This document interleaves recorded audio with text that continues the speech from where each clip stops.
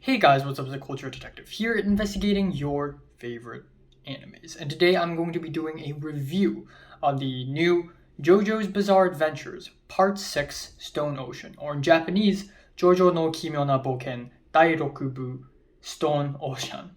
So, JoJo's Bizarre Adventures is a manga written and illustrated by the one and only, the legendary Araki Hiroko, and this manga is one of the longest running and one of the most influential and important mangas of all times. And this is then adapted into an anime under David Production. Now, for the past few years, I've been slowly catching up with JoJo. Of course, I didn't start watching animes until like 2019. And even then, I started watching from part 1, 2, and 3. I took a bit of a break until after the DSEs. I resumed with part 4 and then part 5. And I enjoyed this anime very much. I really love it, and it's slowly becoming one of my favorites of all times. Now, one thing about JoJo Part 6 is that the wait between Part 5 and Part 6 is incredibly long. It's over, I think, 800 days or something, which is way longer than the wait between Parts 4 and 5. The wait between Parts 4 and 5 is about 500 and something days. But obviously, of course, given that there's the COVID and given that Stone Ocean is a little tougher to animate, I guess it would make sense that it takes more time. There's even a Twitter account called Is Part 6 Confirmed, where it basically tweets daily, is Part 6 confirmed? No, not yet. No, not yet. And finally, in April of 2021, there is a mysterious JoJo event called the Heritage of the Future. And it is basically an event in order to celebrate the birthday of Jonathan Joestar, the first JoJo. And I still remember the day this event happened because everybody, every single JoJo fan in the world was wondering, oh my god, are they going to announce Part 6? Are they going to announce Part 6? So they did. They did announce Part 6 at the very end. After like 2.5 hours of the main 5 JoJo's voice actors chatting to each other with awful, like god-awful, real-time English translation, at the very end, we suddenly have Jotaro's theme, and then suddenly Jolene appears. Holy shit, the entire world popped off. It's absolutely insane. I was watching it as well, and it was just, I screen recorded it. It was amazing. It was absolutely amazing.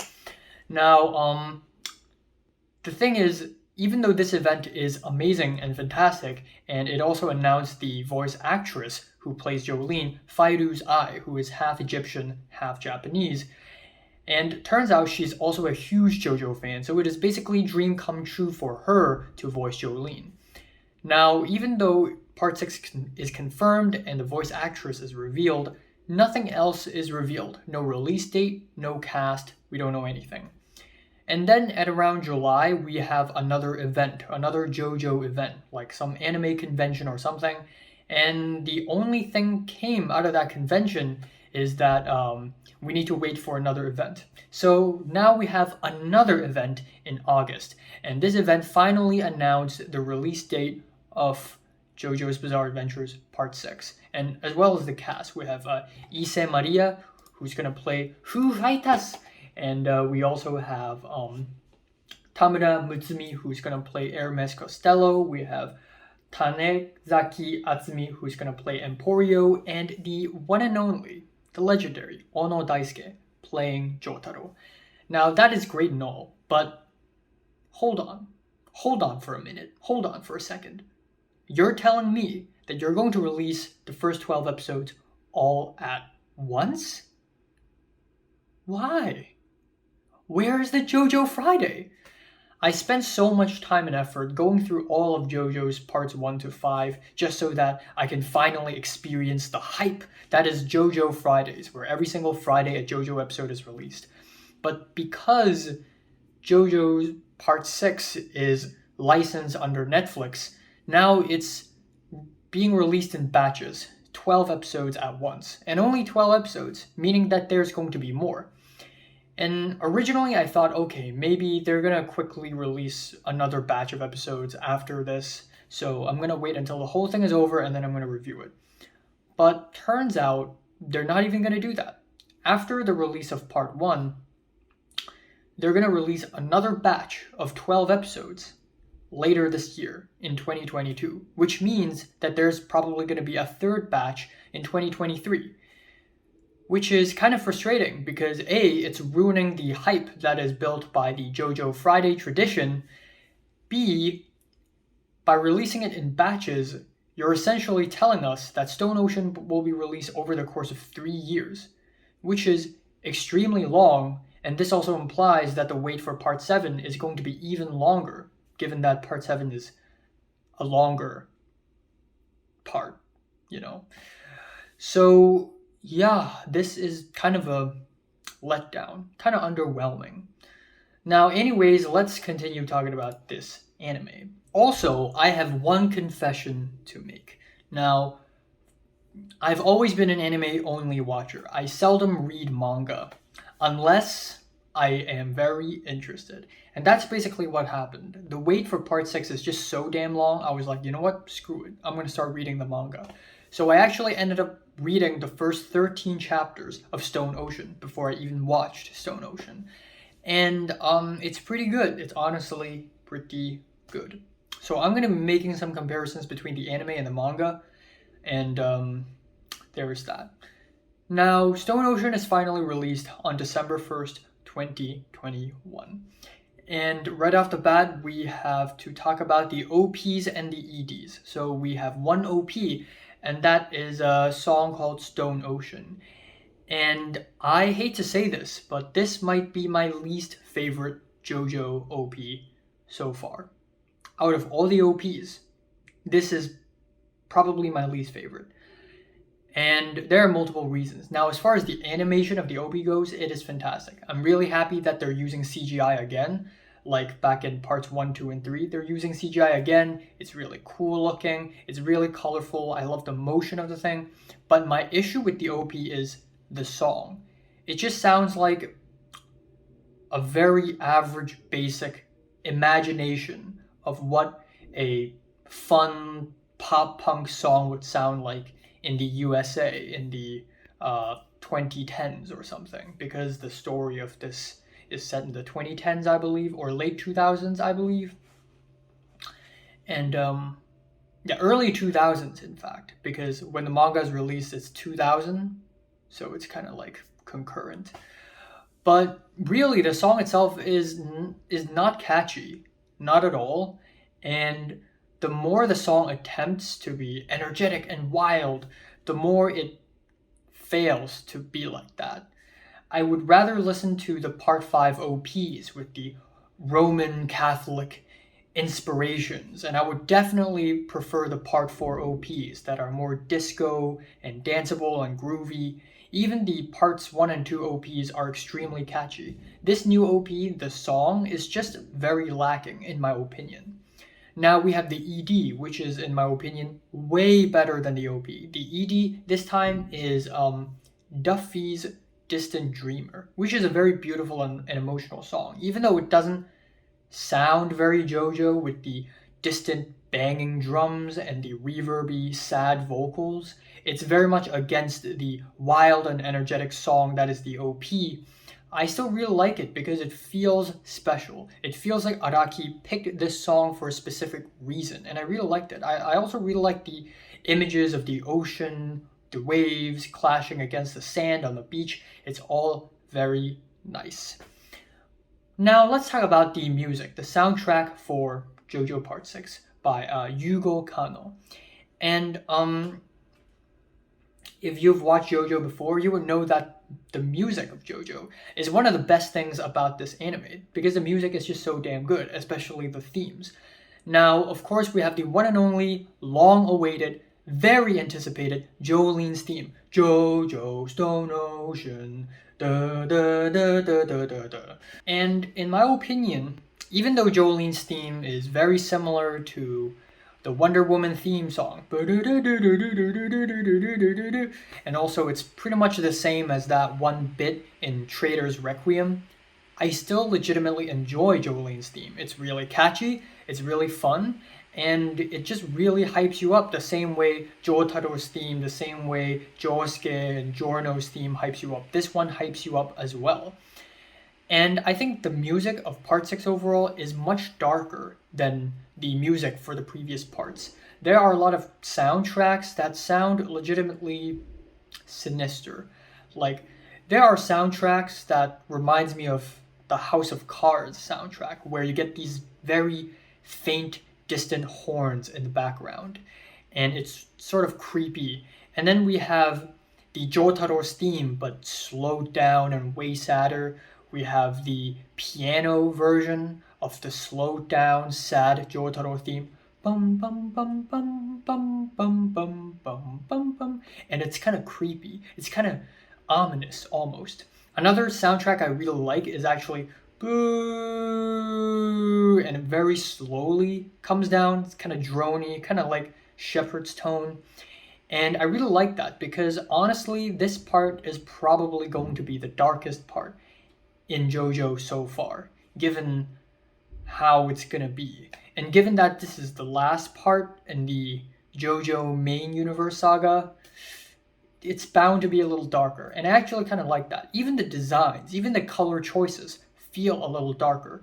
In the manga, Jolene's shirt is blue because in the manga, all the JoJo's are blue except for Joseph because Joseph's a joke character. But in the anime adaptation, it is more of a pastel dark green, which doesn't look vibrant, but I feel like that's kind of the point. And there are also a lot of color choices that feel dirtier, dustier, and a little darker. And I honestly really like this direction that David Production is going for Stone Ocean. Alright, fine. Let's talk about the story itself. Now, I read the manga from chapters 1 to 13, and that basically is until episode 3, which is kind of funny, given how fast-paced it is. But truth be told, I did not enjoy episodes 1 and 2. In fact, I was kinda disappointed. I was gonna give it a 6 out of 10. The directing, the music, the editing, it just felt not very great. I don't know why. Maybe it's because I've been seeing a lot of art house films. I just have a higher standard for editing and directing and music now. But watching JoJo after a long time does take some readjustment because almost every single scene in this anime has music in it, which is annoying. I hate it when animes and movies and TV shows do that. I hate it when they have to put music on every single scene. It just makes the music less impactful. And again, the editing is a little choppy. I just didn't really enjoy episodes 1 and 2. And then on episode 2, we have the character of Gwes. So Jolene got accused of murder. She is sent to prison, and her cellmate is Gwes. And we have the first fight in the series where we have Jolene and her stand Stone Free, which is awesome, by the way. Fido's Eye is amazing as Jolene. Also, speaking of voice actresses, for the English dub, for the American English dub, we have Kira Buckland playing Jolene, which is also amazing because Kira Buckland is a huge JoJo fan, and for her to play Jolene, it's a huge honor, so I'm really happy for her. But anyways, back to the fight between Jolene and Gwes. We have Stone Free versus Goo Goo Dolls, and I think this fight is kind of mediocre. I mean, don't get me wrong. Usually for JoJo, the first fight in a season is always like not really all that memorable. Same goes for this one, especially given the fact that Gwes doesn't even show up all that much later in the series, so her character feels forgettable at the end. Now, we have episodes 3 and 5, and man, JoJo clicked for me again. I feel like I fell in love with JoJo all over again, because in the beginning of episode 3, we have The Visitor, where Jotaro visits Jolene. Jotaro is Jolene's dad, and it's a prison visiting room, and a stand appears, and it's Manhattan Transfer. Some guy is holding a sniper rifle and is using his stand to read where Jolene and Jotaro are, using air currents. And at first it's like a pretty standard stand fight. I mean, shotgun stands, I mean, projectile stands. We've seen multiple of them already. Of course, we have Mista in part 5, the rat in part 3. And also for Goo Goo Dolls, the shrink stand, isn't that literally the same as Little Feet back in part 5? But anyways, at first the fight doesn't seem much until I think at the end of episode 3 or in the beginning of episode 4, when it suddenly got really interesting, because there's a twist to this stand ability. And I ended up enjoying it way more. I just really want to know what happens next. And it's just amazing. And the ending to this arc is surprisingly shocking. Because usually, traditionally, in parts 4 and 5, the villain isn't introduced until exactly halfway through the season. So in part 4, it is only halfway through the season when Yoshikage Kira is revealed and Killer Queen is revealed. In part 5, it isn't only halfway through the season when King Crimson and Diavolo are revealed. But now, Whitesnake is already revealed, which is kind of cool, honestly, because it makes the villain even more present in the story. And of course, we have what really happened, which I'm not going to spoil, but wow, that is bold. I admire Araki for pulling off something like that, and it just makes the story so much more engaging now that this particular scene has happened. And that's also one of the reasons why I ended up liking part 6 more than part 5 so far, because in part 5, at least for the first half, it is basically gangster fighting gangster. Fights happen because they're rival gangs, nothing more. But in part 6, there is more of an emotional motivation behind these fights, which makes these fights so much more engaging and compelling. Now we have episode 6, where Jolene doesn't even show up. Who shows up is Hermes Costello. Hermes Costello is a Joe Bro, more like a Joe Sis, and her stand is Kiss, named after the metal band Kiss, not the Prince song, even though Araki is a huge fan of Prince. Now, what's really cool about Kiss is that Hermes can basically create stickers, and if you place a sticker on something, say a mouse, it will duplicate. And if you pull that sticker away, the duplicate and the original mouse will slam together, and it'll deal some damage. And this is a very creative stand. And Stone Free is a very creative stand too. I really like Stone Free because this is the first time the main JoJo doesn't have a close range, close combat stand. As parts go on, Araki becomes more and more creative with his main character's abilities. Literally, Jotaro's stand is a strong, fast, purple punching ghost. In the next main JoJo stand, we have Crazy Diamond, who has healing abilities, which is kind of interesting. Next up, we have Gold Experience, which is even more interesting because of its ability to create life. And now we have Stone Free, which is even more interesting in my opinion because this is not a fighting stand. This is a stand that requires brain power to use. It can turn itself into string, and you can use it so creatively. You can basically turn into Spider-Man with Stone Free. You can create nets to protect yourself. You can create all sorts of things. You can even eavesdrop because of the vibrations through the string. Now, anyways, we have sticker with the kiss with the stickers, and it's okay. It's an okay episode. We have Hermes fighting Highway to Hell, and it's an okay fight. Nothing all that fancy. Then we have episodes 7 to 8, which is basically a game of Among Us, where Jolene, Hermes, and 3 other people left the prison territory, the prison grounds, to look for 2 other inmates, which I don't think really happens in real life, but it's JoJo, who cares.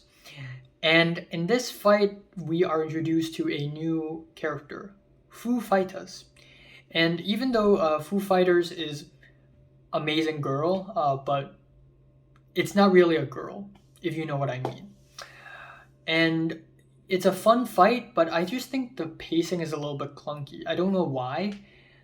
maybe it's because we have Foo Fighters and then we have Foo Fighters stand.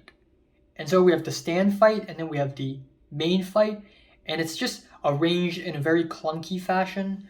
And overall, I don't think this fight is all that memorable or anything.